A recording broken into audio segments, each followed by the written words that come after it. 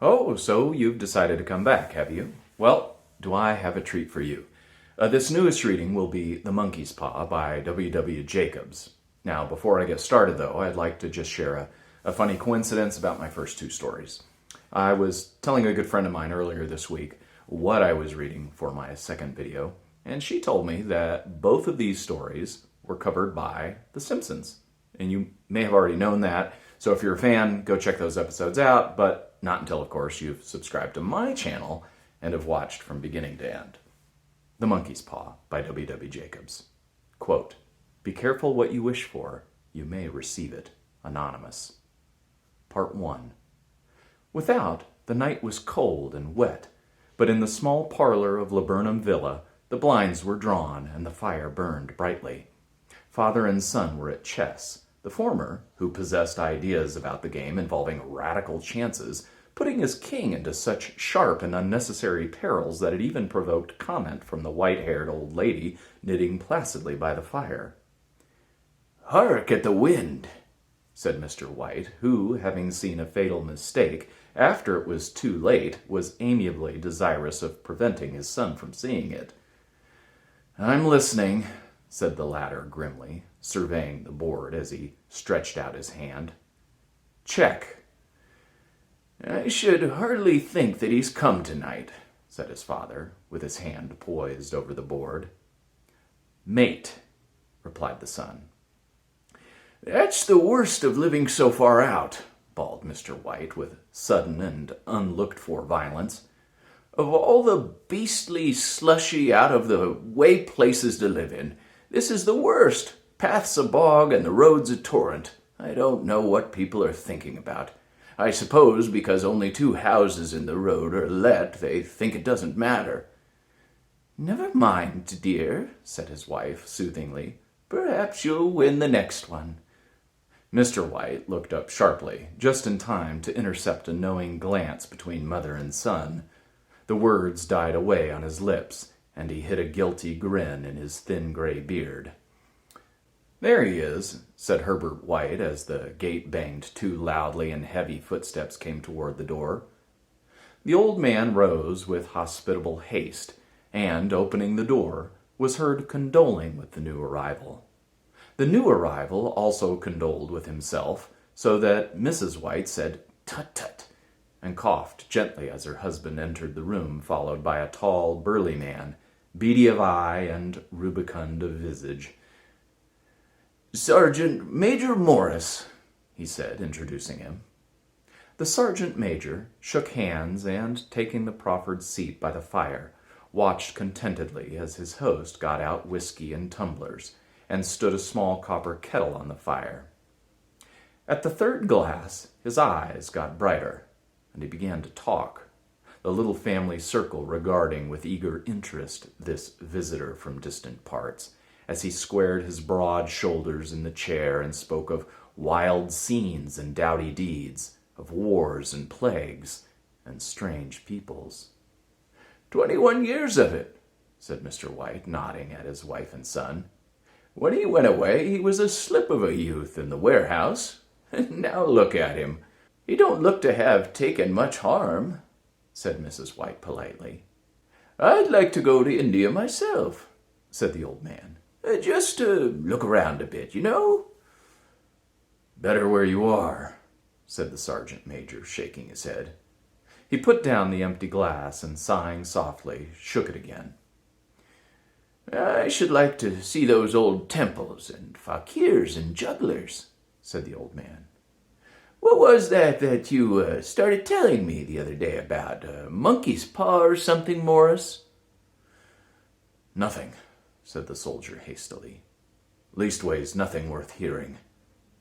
"Monkey's paw?" said Mrs. White curiously. "Well, it's just a bit of what you might call magic, perhaps," said the sergeant major offhandedly. His 3 listeners leaned forward eagerly. The visitor absent-mindedly put his empty glass to his lips and then set it down again.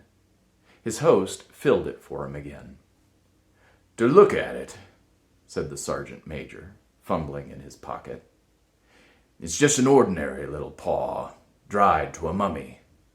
He took something out of his pocket and proffered it. Mrs. White drew back with a grimace, but her son, taking it, examined it curiously. "And what is there special about it?" inquired Mr. White as he took it from his son, and having examined it, placed it upon the table. "It had a spell put on it by an old fakir," said the sergeant major. "A very holy man. He wanted to show that fate ruled people's lives and that those who interfered with it did so to their sorrow. He put a spell on it so that 3 separate men could each have 3 wishes from it." His manners were so impressive that his hearers were conscious that their light laughter had jarred somewhat. "Well, why don't you have 3, sir?" said Herbert White cleverly. The soldier regarded him the way that middle age is wont to regard presumptuous youth. "I have," he said quietly, and his blotchy face whitened. "And did you really have the 3 wishes granted?" asked Mrs. White. "I did," said the sergeant major, and his glass tapped against his strong teeth. "And has anybody else wished?" persisted the old lady. "The first man had his 3 wishes, yes," was the reply. "I don't know what the first 2 were, but the 3rd was for death. That's how I got the paw." His tones were so grave that a hush fell upon the group. "If you've had your 3 wishes, it's no good to you now then, Morris," said the old man at last. "What do you keep it for?" The soldier shook his head. "Fancy, I suppose," he said slowly. "I did have some idea of selling it, but I don't think I will. It's caused me enough mischief already. Besides, people won't buy. They think it's a fairy tale, some of them. And those who do think anything of it want to try it first and pay me afterward. If you could have another 3 wishes," said the old man, eyeing him keenly, "would you have them?" "I don't know," said the other. "I don't know." He took the paw and, dangling it between his forefinger and thumb, suddenly threw it upon the fire. White, with a slight cry, stooped down and snatched it off. "Better let it burn," said the soldier solemnly. "If you don't want it, Morris," said the other, "give it to me." "I won't," said his friend doggedly. "I threw it on the fire. If you keep it, don't blame me for what happens. Pitch it on the fire like a sensible man." The other shook his head and examined his possession closely. "How do you do it?" he inquired. "Hold it up in your right hand and wish aloud," said the sergeant major. "But I warn you of the consequences." "Sounds like the Arabian Nights," said Mrs. White, as she rose and began to set the supper. "Don't you think you might wish for 4 pairs of hands for me?" Her husband drew the talisman from his pocket, and all 3 burst into laughter as the sergeant major, with a look of alarm on his face, caught him by the arm. "If you must wish," he said gruffly, "wish for something sensible." Mr. White dropped it back in his pocket, and placing chairs, motioned his friend to the table. In the business of supper, the talisman was partly forgotten, and afterward the 3 sat listening in an enthralled fashion to a second installment of the soldier's adventures in India. If the tale about the monkey's paw is not more truthful than those he's been telling us, said Herbert as the door closed behind their guest, just in time to catch the last train, we shan't make much out of it. "Did you give anything for it, father?" inquired Mrs. White, regarding her husband closely. "A trifle," said he, coloring slightly. "He didn't want it, but I made him take it, and he pressed me again to throw it away." "Likely," said Herbert with pretended horror. "Why, we're going to be rich and famous and happy. Wish to be an emperor, father, to begin with. Then you can't be henpecked." He darted around the table, pursued by the maligned Mrs. White, armed with an antimacassar. Mr. White took the paw from his pocket and eyed it dubiously. "I don't know what to wish for, and that's a fact," he said slowly. "It seems to me I've got all I want." "If you only cleared the house, you'd be quite happy, wouldn't you?" said Herbert, with his hand on his shoulder. "Well, wish for 200 pounds, then. That'll just do it." His father, smiling shamefacedly at his own credulity, held up the talisman, as his son, with a solemn face, somewhat marred by a wink at his mother, sat down and struck a few impressive chords. "I wish for 200 pounds, said the old man distinctly. A fine crash from the piano greeted his words, interrupted by a shuddering cry from the old man. His wife and son ran toward him. "It moved!" he cried, with a glance of disgust at the object as it lay on the floor. "As I wished, it twisted in my hand like a snake." "Well, I don't see the money," said his son, as he picked it up and placed it on the table. "And I bet I never shall." "It must have been your fancy, father," said his wife, regarding him anxiously. He shook his head. "Never mind, though. There's no harm done, but it gave me a shock all the same." They sat down by the fire again while the two men finished their pipes. Outside, the wind was higher than ever, and the old man started nervously at the sound of a door banging upstairs. A silence unusual and depressing settled on all three, which lasted until the old couple rose to retire for the rest of the night. "I expect you'll find the cash tied up in a bag in the middle of your bed," said Herbert, as he bade them good night. "And something horrible squatting on top of your wardrobe watching you as you pocket your ill-gotten gains." He sat alone in the darkness, gazing at the dying fire, and seeing faces in it. The last was so horrible and so simian that he gazed at it in amazement. It got so vivid that, with a little uneasy laugh, he felt on the table for a glass containing a little water to throw over it. His hand grasped the monkey's paw, and with a little shiver he wiped his hand on his coat and went up to bed. Part 2. In the brightness of the wintry sun next morning, as it streamed over the breakfast table, he laughed at his fears.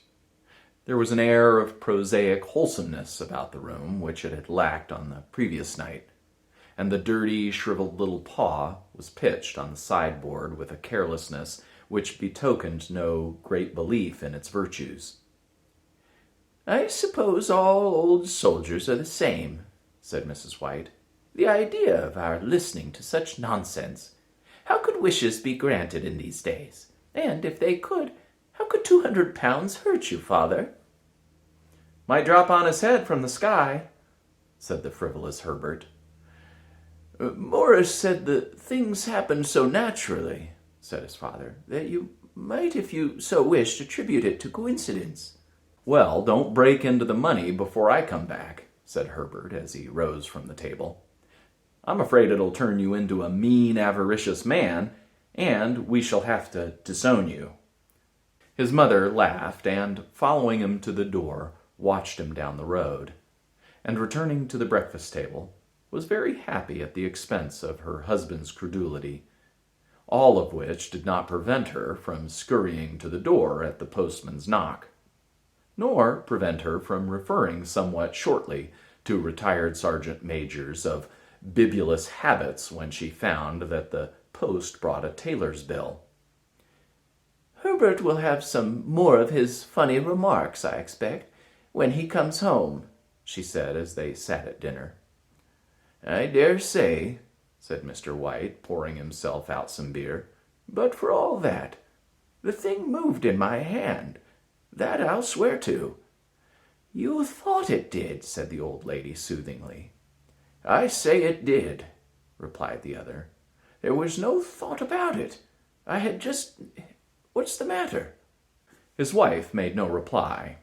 She was watching the mysterious movements of a man outside, who, peering in an undecided fashion at the house, appeared to be trying to make up his mind to enter.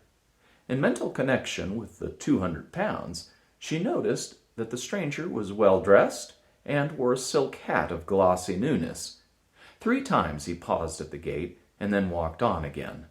The 4th time he stood with his hand upon it, and then with sudden resolution flung it open and walked up the path.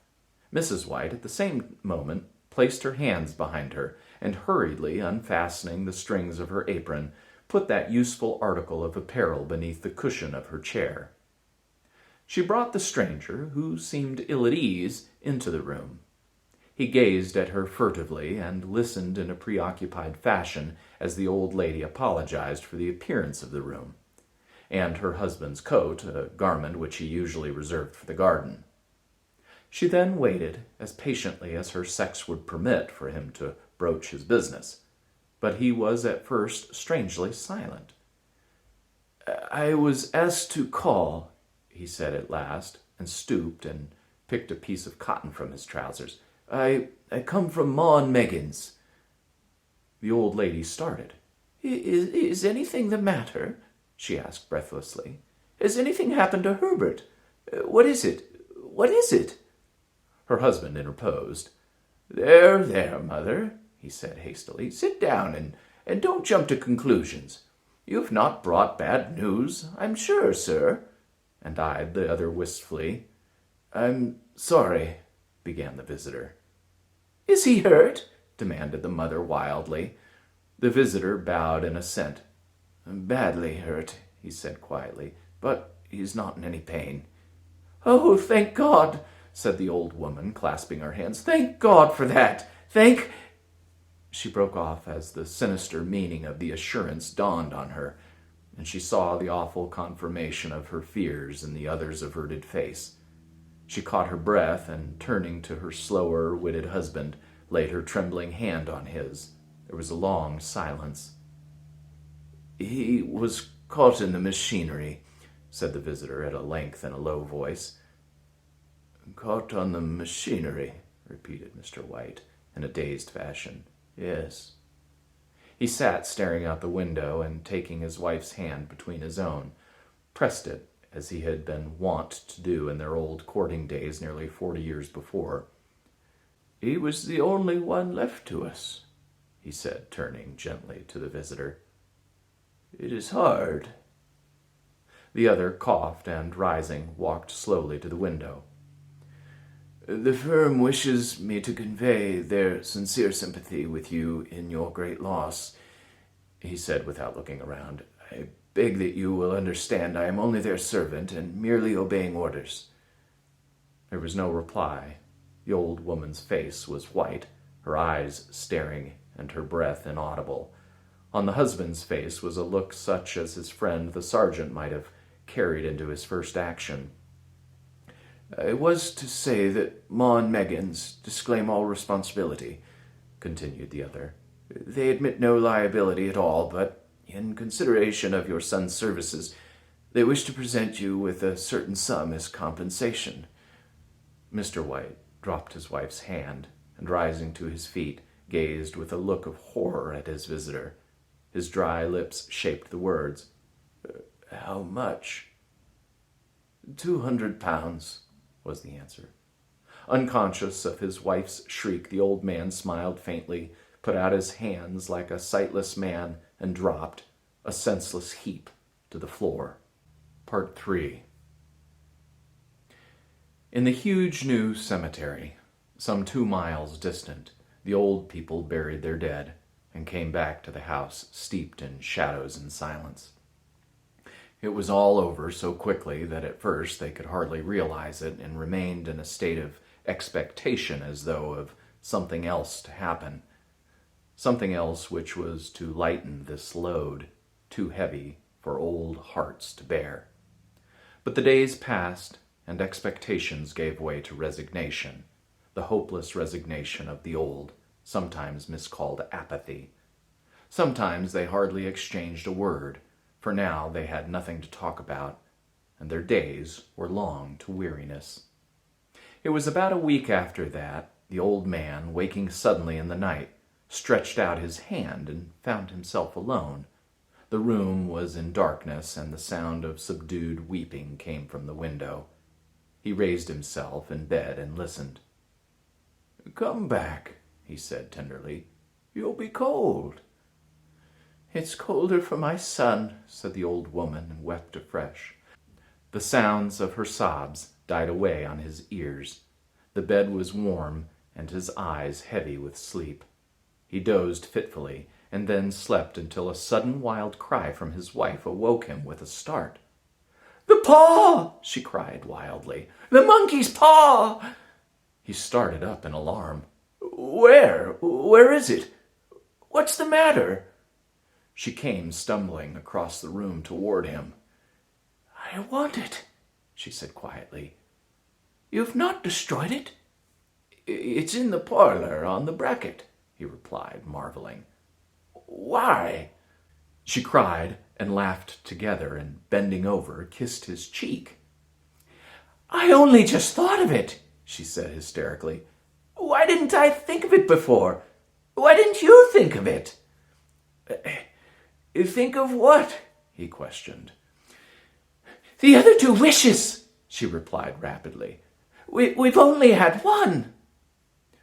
"Was that not enough?" he demanded fiercely. "No," she cried triumphantly. "We'll have one more. Go down and get it quickly, and wish our boy alive again." The man sat in bed and flung the bedclothes from his quaking limbs. "Good God! Are you mad?" he cried aghast. "Get it!" she panted. "Get it quickly and wish, oh, my boy, my boy!" Her husband struck a match and lit the candle. "Get back to bed," he said unsteadily. "You don't know what you're saying." "We had the first wish granted," said the old woman feverishly. "Why not the second?" A coincidence," stammered the old man. "Go get it and wish," cried his wife, quivering with excitement. The old man turned and regarded her, and his voice shook. "He's been dead 10 days. And besides, I would not tell you else, but I could only recognize him by his clothing. If he was too terrible for you to see then, how now?" "Bring him back!" cried the old woman, and dragged him towards the door. "Do you think I fear the child I have nursed?" He went down in the darkness and felt his way to the parlor, and then to the mantelpiece.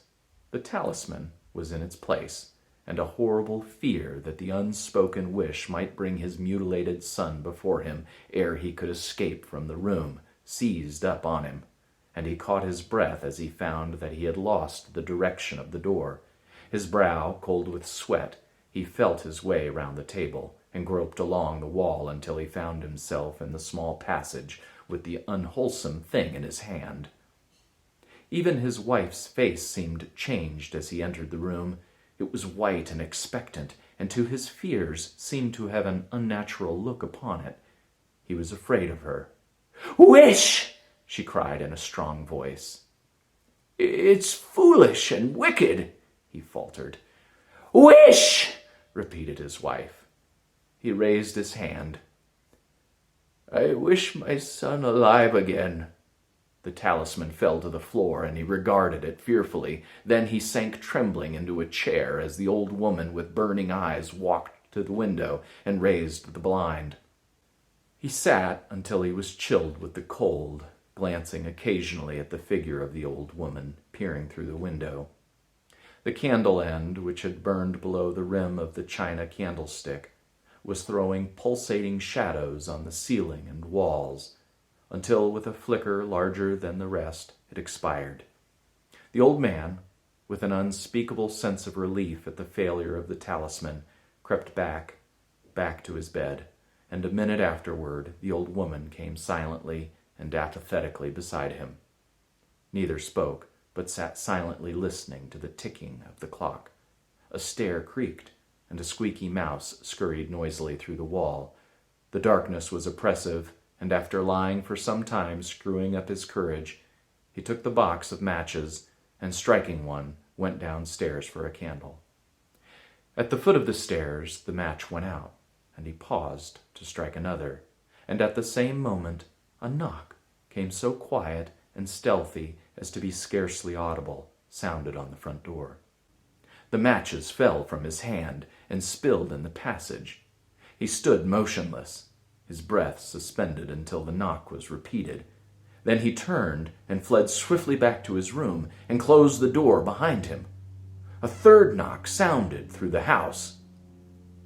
"What's that?" cried the old woman, starting up. "A rat," said the old man in shaking tones. "A rat. It passed me on the stairs." His wife sat up in bed listening. A loud knock resounded through the house. "It's Herbert!" She ran to the door, but her husband was before her, and catching her by the arm, held her tightly. "What are you going to do?" he whispered hoarsely. "It's my boy! It's Herbert!" she cried, struggling mechanically.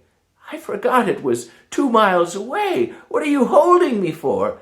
Let go! I must open the door." "For God's sake, don't let it in!" cried the old man, trembling. "You're afraid of your own son!" she cried, struggling. "Let me go! I'm coming, Herbert! I'm coming!" There was another knock, and another. The old woman, with a sudden wrench, broke free and ran from the room. Her husband followed to the landing and called after her appealingly as she hurried downstairs. He heard the chain rattle back and the bolt drawn slowly and stiffly from the socket. Then the old woman's voice, strained and panting. "The bolt!" she cried loudly. "Come down! I can't reach it!" But her husband was on his hands and knees, groping wildly on the floor in search of the paw. If only he could find it before the thing outside got in. A perfect fusillade of knocks reverberated through the house, and he heard the scraping of a chair as his wife put it down in the passage against the door. He heard the creaking of the bolt as it came slowly back, and at the same moment he found the monkey's paw and frantically breathed his third and last wish. The knocking ceased suddenly, although the echoes of it were still in the house. He heard the chair drawn back, and the door opened. A cold wind rushed up the staircase, and a long, loud wail of disappointment and misery from his wife gave him the courage to run down to her side, and then to the gate beyond. The street lamp flickering opposite shone on a quiet and deserted road. Whew. That was a pretty fantastic story. I do hope you enjoyed it as much as I did. I greatly thank you for allowing me to entertain you once again, and I wish you a wonderful rest of your week. Until next weekend, my friends.